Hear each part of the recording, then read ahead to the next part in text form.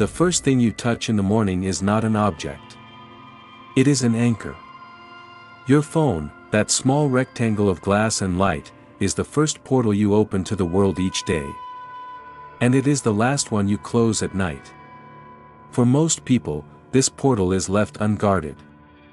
It floods them with noise, with the frequencies of others, with distraction. It slowly drains their capacity before their feet even touch the floor. But you are not most people. For a chosen one, there are no neutral objects in your environment. There are only tools. And that device in your hand is either a drain on your energy or the most powerful piece of programmable armor you own. You decide. Before we go deeper, know that this is a space for those who operate with this level of awareness. If you recognize this language as your own, consider subscribing. We are building a community of spiritual strategists here, and your presence and your discernment are valued. Your assignment requires a support network. This is one of them. Let's begin. The first strategy is to understand the strategic real estate of your lock screen. The pattern is the mindless, repetitive check. You glance at your phone dozens, even hundreds of times a day. You see that same image over and over. This is a pattern of unconscious repetition. For most, it's a habit of anxiety or boredom. But for you, it is an untapped broadcast tower for your own frequency. The spiritual significance here is critical. That repetition is a form of enchantment. You are, whether you know it or not, enchanting yourself with whatever image sits on that screen. Every glance is a microdose of that image's energy. Most people fill this sacred space with noise. A picture from a vacation that ties them to the past. A default image that holds no meaning. Someone else's artwork that broadcasts a stranger's frequency. All of this creates static. It lowers your alignment. As a chosen one, your sensitivity means you absorb this static more deeply. It disrupts your clarity. Your lock screen is the front gate to your consciousness. It is the first line of defense. It needs to be a shield, not an open door for noise. So here is your first action. This is the pre-assignment. Pick up your phone right now. Look at your current wallpaper. Don't judge it. Just discern. Ask yourself, what frequency does this hold? Is it from my past? Does it represent a goal that now feels heavy? Is it aligned with my current assignment? The first step is to clear the field. Go into your settings and change your lock screen and your home screen to a plain, solid black background. Do this for the next 24 hours. This act creates a sacred void. A vacuum. It will feel strange at first. But this emptiness is a tool. It will force you to feel what frequency needs to come next. You are preparing the ground. You are taking back your authority over this portal. Now we move to the second strategy, forging your intention into a symbol. This is the sigil. The signal for this process is a persistent feeling. A recurring thought or a quiet ache for something specific. Perhaps it's a need for protection. For greater clarity. For financial resources to flow. You might feel it as anxiety or frustration. But that is just the surface level noise. The spiritual significance is this: that feeling is not a weakness. It is not a random want. It is a communication from your higher self about the next requirement for your assignment. Your soul is flagging a necessary upgrade to your spiritual armor or your operational capacity. A chosen one does not simply want things in the mundane sense. You are requisitioning tools for your mission. The feeling of lack is simply a clear signal of what needs to be built, magnetized, or fortified. A sigil is the form you fill out to place that order with the universe. It is a focused, coded command. Here is the practical, three-step process for creating your digital sigil. First, state the declaration. Open a notebook or a notes app. Write down your intention as if it is already true. Use clear, powerful, present tense language. For instance, do not write, "I want to be protected."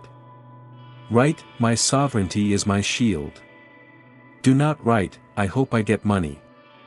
Write, "I am a conduit for abundance." This is an act of command, not a request.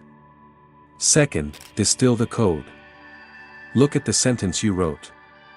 Now, methodically cross out all of the vowels. A, E, I, O, U. Just get rid of them.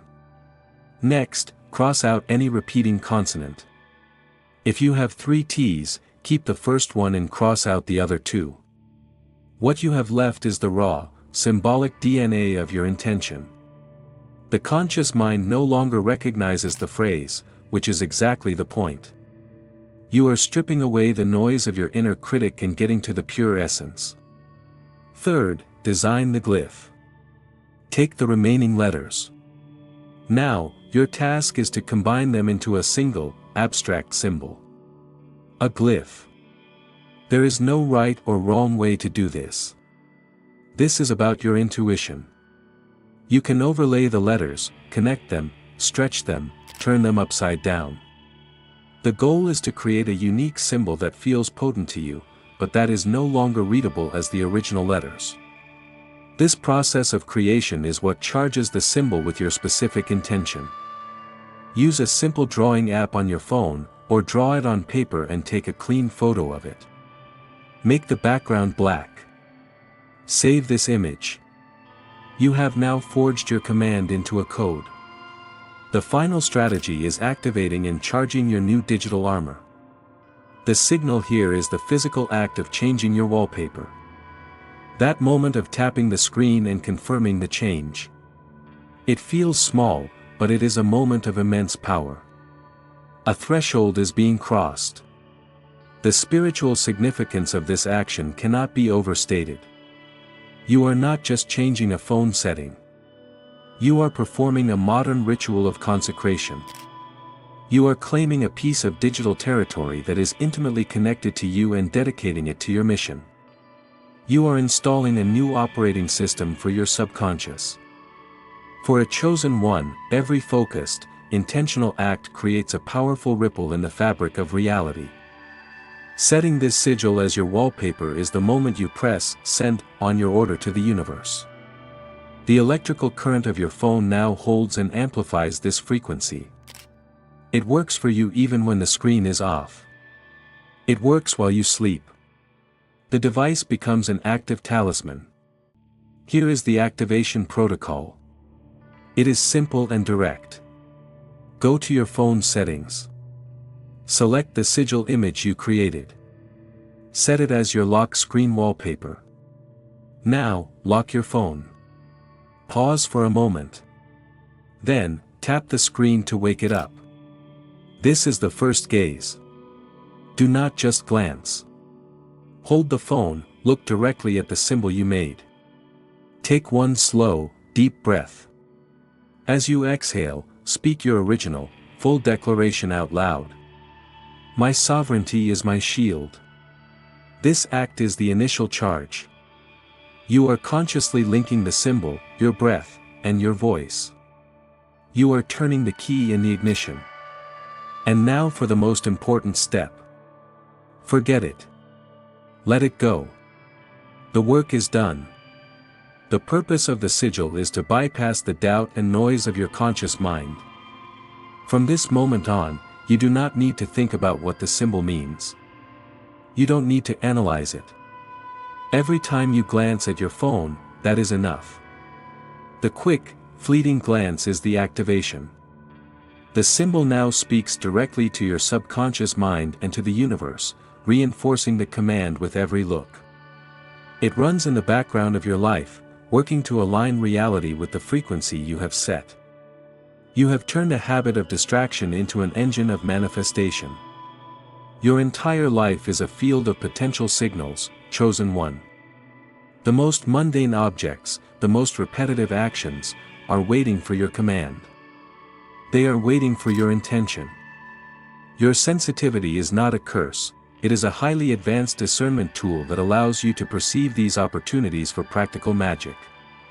You have the authority to consecrate the everyday world around you.